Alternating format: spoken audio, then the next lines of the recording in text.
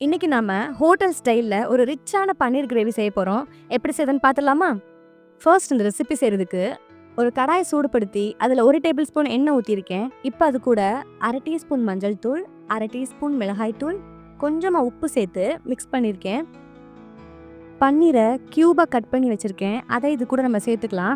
மசாலா எல்லாம் பன்னீரில் படுற மாதிரி ஒவ்வொன்றா நான் திருப்பி விடுறேன். மொத்தமாக மிக்ஸ் பண்ணும்போது பன்னீர் எல்லாம் உடையிறதுக்கு சான்ஸ் இருக்குது. அதனால் ஒவ்வொன்றா நம்ம திருப்பி விட்டுக்கலாம். 2 மினிட்ஸ் ஆயிடுச்சு. பன்னீர் நல்லா வெந்து வந்திருக்கு. இப்போ நம்ம இது ஒரு ஓரமாக எடுத்து வச்சுக்கலாம். ரொம்ப ஸ்பைசியாக வேணாம்னு நினச்சிங்கன்னா சால்ட் அண்ட் பெப்பர் மட்டும் போட்டு கூட ஃப்ரை பண்ணி எடுத்துக்கோங்க. இப்போது பன்னீர் ஃப்ரை பண்ண அதே எண்ணெயோட 1 டேபிள் ஸ்பூன் நெய் சேர்த்துருக்கேன். எண்ணெய் நல்லா சூடாக இருக்குது. இப்போ கொஞ்சமாக சீரகம், 3 ஏலக்காய், பட்டை, 3 கிராம்பு, பிரியாணி இலை இதெல்லாம் நம்ம ஆட் பண்ணிக்கலாம்.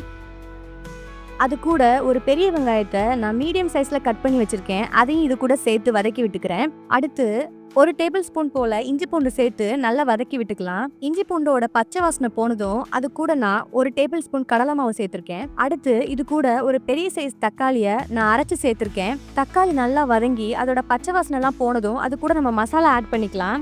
மசாலா என்னெல்லாம் ஆட் பண்ணியிருக்கேன் அப்படின்னா 1/2 டேபிள் ஸ்பூன் மல்லித்தூள், 1/2 டேபிள் ஸ்பூன் மிளகாய் தூள், கொஞ்சமாக ஜீரகத்தூள், 1/2 டேபிள் ஸ்பூன் கரம் மசாலா. ஃபைனலாக கொஞ்சமாக உப்பு சேர்த்து நல்லா வதக்கி விட்டுக்கலாம். மசாலாவுக்கு தேவையான அளவு தண்ணி ஊற்றி நல்லா மூடி போட்டு கொதிக்க வச்சு எடுத்துக்கிறேன்.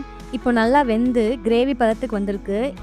இந்த டைமில் நம்ம பொரிச்சு வச்சிருக்கிற பன்னீரை இது கூட சேர்த்துக்குவோம். சேர்த்து மசாலா எல்லாம் ஃபுல்லாக அதில் படுற மாதிரி கிளறி விட்டுக்கலாம். இப்போ நான் அதில் கொஞ்சமாக தண்ணி ஊற்றி கொதிக்க வச்சுக்க போகிறேன். அப்போ தான் பன்னீரில் மசாலாலாம் இறங்கி நல்லா டேஸ்டியாக இருக்கும். பன்னீர் உடஞ்சிடாம மெதுவாக கிண்டி விட்டுக்கலாம். ஃப்ளேவருக்காக நான் 2 பச்சை மிளகாய் சேர்த்துருக்கேன்.